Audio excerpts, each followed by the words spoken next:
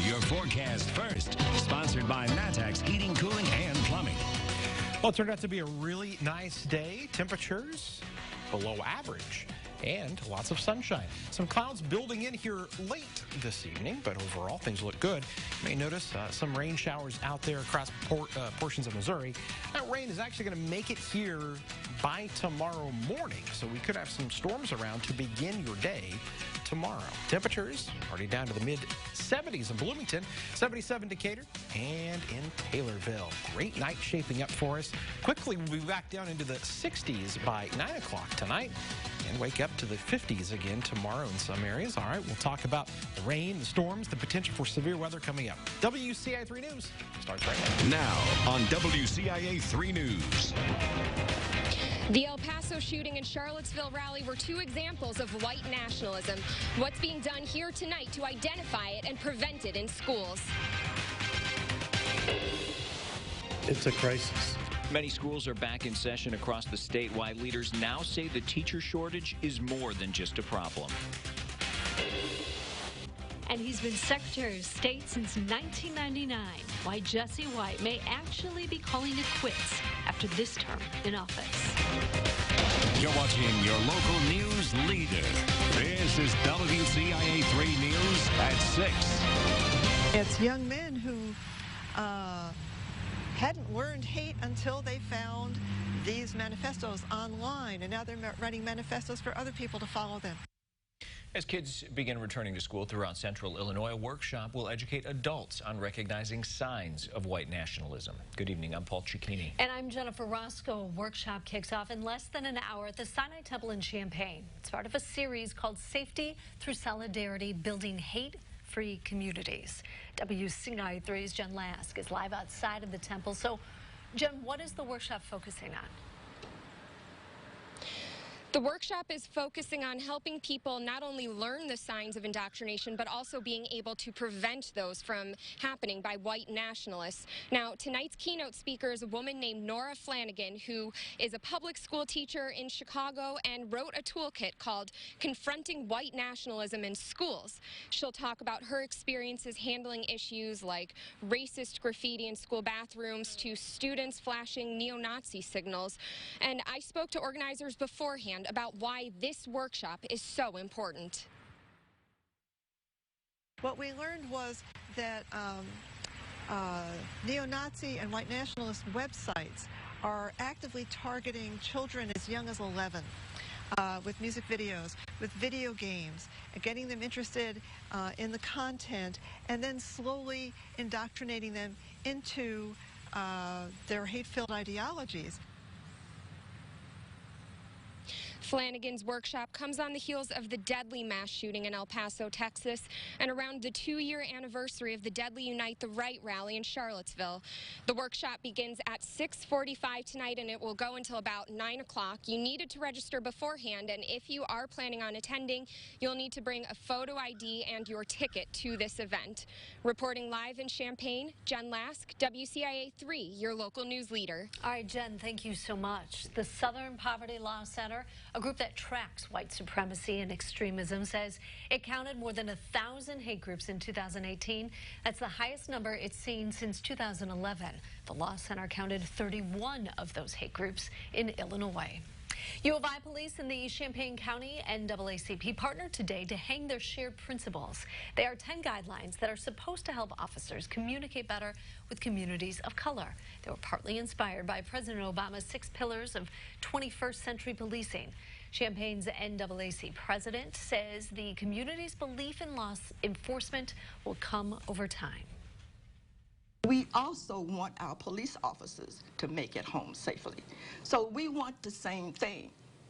And working together with these 10 principles, we are sure to get better. Now, will it happen overnight? No. Trust takes a while to build. The principles will hang in the police briefing room. The chief says he's encouraging officers to interact more by getting out of their cars and patrolling on foot. A 5-vehicle crash backed up traffic today in Champaign. It happened on I-57 before 2.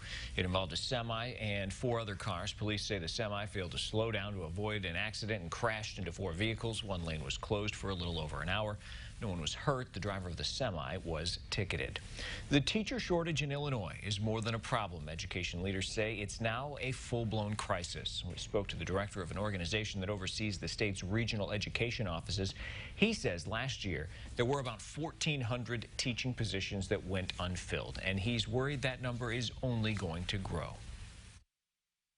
If you were to multiply that by an average class size of 25, you're talking about thousands, hundreds of thousands of kids that were not served. Each year that our organization has done a research study, each year it's gotten significantly worse.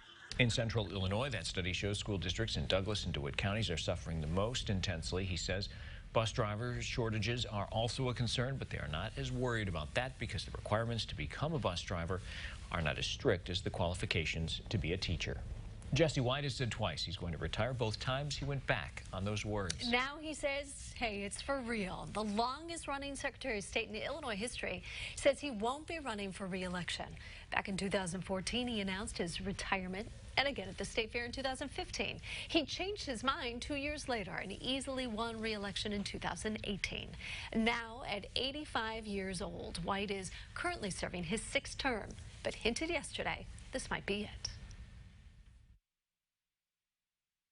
As I was coming into the hotel this morning, a reporter asked me, are you going to go all the way or are you going to step down after a year of service? I said, young lady, I used to jump out of airplanes, did 35 jumps with the 101st Airborne Division. And when you jump out of an airplane, you never jump and stop halfway. It's all the way. White was the Cook County Recorder of Deeds starting in 1993 and a state rep for 18 years before that. He's been Secretary of State since 1999. His term ends in 2022. From stepping down to jumping in, it looks like Dick Durbin will have some competition in the next election. Former Lake County Sheriff Mike Curran announced he'll be seeking the Republican nomination for U.S. Senate in an effort to unseat the 38-year incumbent. He also worked in the Lake County State's Attorney's Office. Here's a follow-up now. There's talk President Trump might commute the sentence of former Governor Rod Blagojevich, but the state of Illinois wants to keep him from ever practicing law again. The Chicago Tribune reports the Illinois Attorney Registration and Disciplinary Commission filed a formal complaint earlier this month citing his conviction on federal corruption charges. It requested a hearing before a disciplinary panel. Blagojevich is serving a 14-year prison term. His attorneys have until August 28th to respond to the filing. The Illinois Supreme Court suspended his law license indefinitely after his conviction at a second trial on counts of wire fraud, bribery, and attempted extortion. Republicans from across the state celebrated their day at the fair with a special guest. 2 years ago, a gunman from Belleville opened fire on a congressional softball practice. Today, the lawmaker he hit talked to the crowd in Illinois. WCIA 3's Gabrielle Franklin has the story. I'm glad to be here. Look, knowing what happened, I'm glad to be anywhere, and it's great to be alive. Congressman Steve Scalise says his story of surviving the shooting is a lesson about coming back from anything. But Illinois Republicans are going after a comeback of their own, hoping to pick up key congressional seats around the state. So it was a tough cycle for us in a lot of states, but Illinois was one of the ones where it was the toughest. And then you look at that and go, is it ever going to get better again? Can we ever take our state back? You absolutely can take your state back, and you will take your state back by fighting the machine. Democrats in the state were able to promote a long list of items at the Capitol under the leadership of Governor Pritzker. Republicans say some of those items, like the graduated income tax and reproductive health act, was where they drew the line. This graduated income tax. Ooh, exactly. We must fight. We have to fight. That is a huge issue for us. That is a defining moment for the Republican Party and for all Illinoisans, is to make sure that that does not pass. That we know what it's about. It's a middle-class tax hike and nothing more than that. So about it, and I talked about it afterwards. It's a sad day for Illinois when you're passing a bill that allows you to take a life up to the minute of being delivered and call it a medical procedure. And that was the final straw for me. I decided to say, you know what, we need to step up. This is a progressive agenda that we hear about and that we see in Washington, D.C. That's playing out in our state. For those who already have seats, they say they don't plan on giving them up. Let's just say I don't think Speaker Pelosi likes me representing the 13th District of Illinois. Do you? And I'm okay with that. I don't want to be on Speaker Pelosi's team. At the State Fair, Gabrielle Franklin, WCIA 3, your local news leader. Illinois has 18 congressional districts. 5 of those seats are currently held by Republicans. Injuries are just part of the game. Why the latest, though, for Lovie Smith's team seems to hurt a little more. Also tonight. We need to support the bigger vision of a casino. And that means a lot of people in all kinds of jobs. What's being offered to get them there? Recap of today shows high temperatures making it all the way up to 81 degrees. So look at the Roofing Dog INET Bratcher weather camera. That's below average. And below on the low at 60 this morning. Felt pretty nice. Another nice night, but the rain moves in early tomorrow. We'll talk about also a big warm-up with forecast coming up.